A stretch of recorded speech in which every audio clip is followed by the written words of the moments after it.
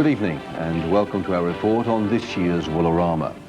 I'm Mike Searle, and over the weekend I enjoyed the hospitality of the people of the Great Southern, as did many visitors to this year's Wagin Woolorama. Its humble beginnings were back in 1972, when it was merely a small country show. Since then, 12 years have passed, and the Woolarama has grown into one of the biggest sheep events in the whole of Australia. But has it lost touch with its roots?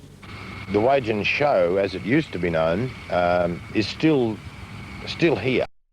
There's a lot of other things around it, but yes, definitely, the Wagin show is still buried in amongst all this. The two-day event is primarily the showcase of the merino breeders, and this year is no exception, with nearly 500 entries. Competition is stiff and judging difficult, according to Victorian judge Bob Walker. I think for the ones I've judged so far, the quality is excellent. I've been to Wagin before, and this Wagin show is becoming bigger and bigger every year. How does it compare with shows in other states, perhaps? Well, I think this show now is possibly, I'm almost certain, the biggest sheep show of merinos in Australia. And it's going to continue to grow, do you think? Well, I don't know whether it can grow much further because it's so big, but I've got a class in the wild of 50 sheep in one class, and that's terrific. And that's bigger than I've ever judged in any other major show in Australia. But nevertheless, a decision was reached, and the premier title of Supreme Grand Champion went to Ray Lewis of Lewisdale stud Wickepin with a horned ram. For the first time in recent years, the Woolarama Organising Committee, in their wisdom, decided to stage a shearing contest. Forming part of the statewide circuit, dozens of shearers from throughout Australasia apply for entry, but only 36 were accepted. And I'm proud to be a shearer, I love this life I choose. Proud to be a shearer, the dust flies and booze. Proud to be a shearer, I love this hot dry land. Proud to be a shearer, just another hard-working man. One entrant in the shearing contest was Mount Barker man Warren Hamley. Warren was using his invention, the worry Backache, which he claims takes away the pain of back strain. The invention also took away the honours in the Inventor of the Year section.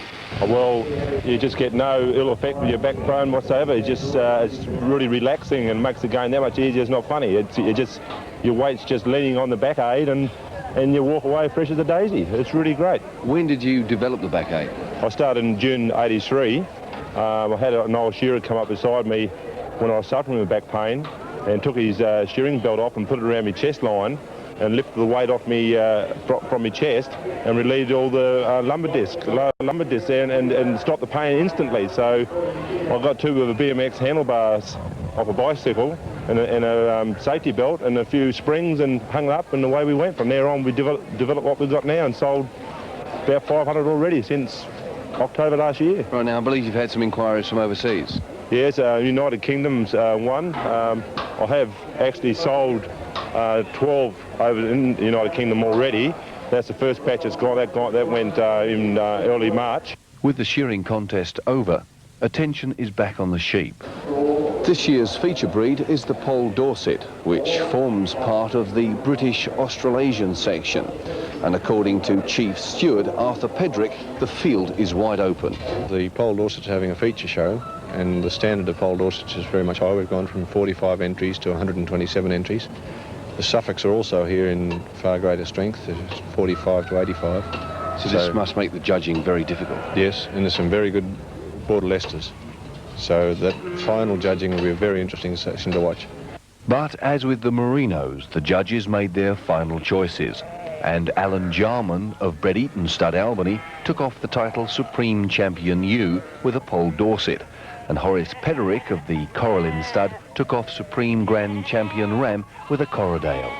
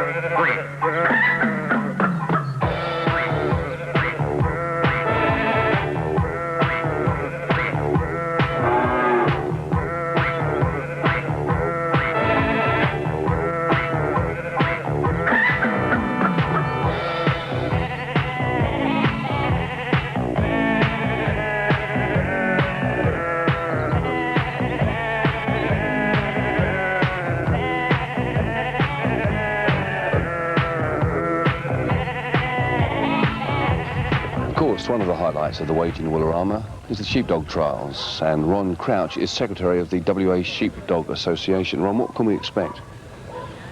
Some very good runs, and the sheep are in good order for trialling.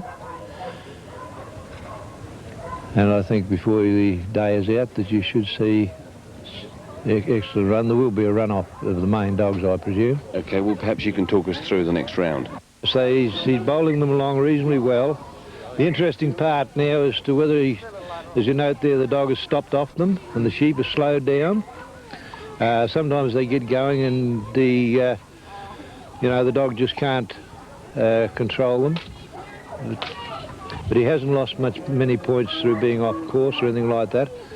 He's using a whistle. You can either use a whistle, voice command, wave your arms, do what you like. You must not in any way, in the judge's opinion, by blowing your whistle, assist the dog to work the sheep. But he's got them into the circle there, into the D there, and he's now settling the dog down and getting him in position. Then he can now proceed to the flag up there, whenever he's ready. Some workers prefer to have their sheep on that side because when he now walks, that dog's out there, it will naturally fetch the sheep over to the right-hand side. You are not allowed to have your sheep on the left-hand side, only by 1 metre, otherwise you're losing points. You lose points because you're more than 1 metre wide. We'll say you're 2 metres wide, you've lost 2 points, but you take them forward. Every 10 metres forward, you lose another point. So if you go up there with them on your left hand all the time, you've lost a lot of points. But as you see there, those sheep naturally came over to his right-hand side, and now he's got to keep them within 10 yards of him.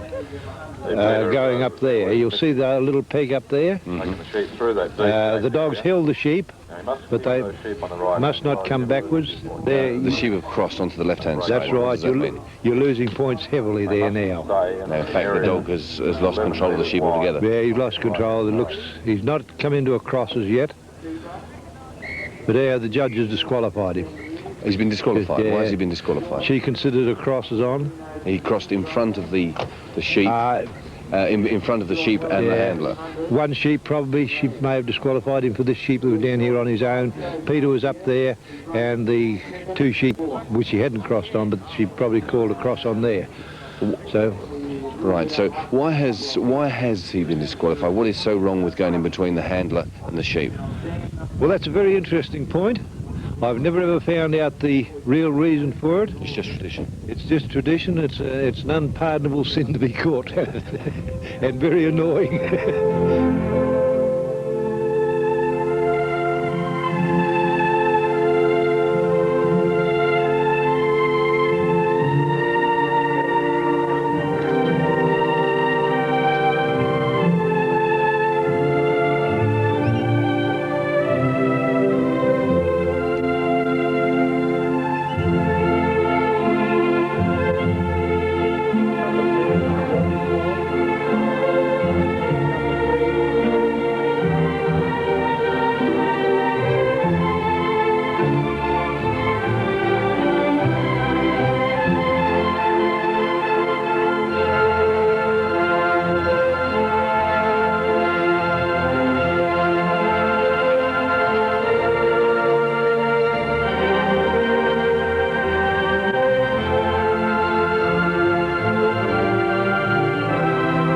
Sheepdog Trials.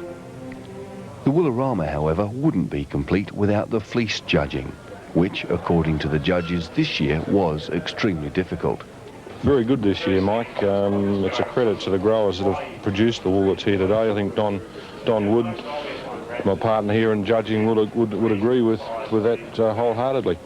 However, supreme fleece was eventually given to Malcolm Edwards of Belmont Park, Wagin, with a merino fleece. However, there's more than sheep and wool at this year's Woolorama. The highlight for many is the new goat pavilion. Housing more than 300 goats during the 2 days, organisers are claiming this year's entries are the best ever.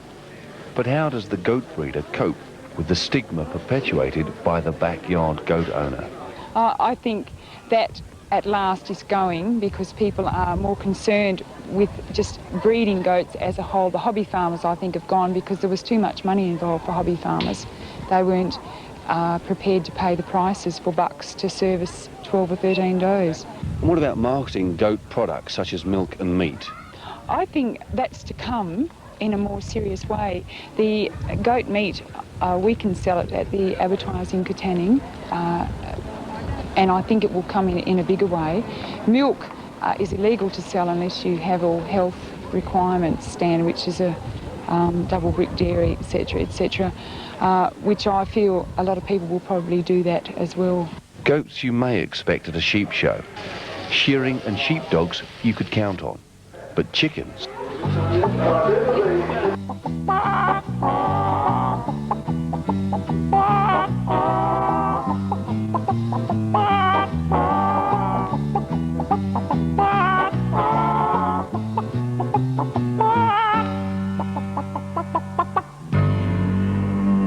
Well, we've got a range of birds.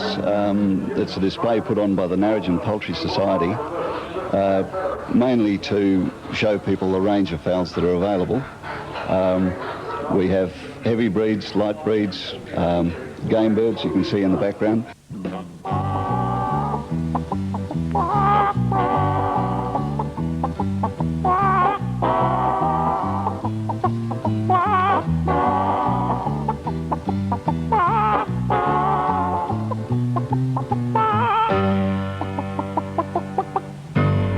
At this show, it's only a display because at this time of the year most of the birds are molting, so we can't have a show with prizes because the judge would be battling to find a bird that's got all its feathers.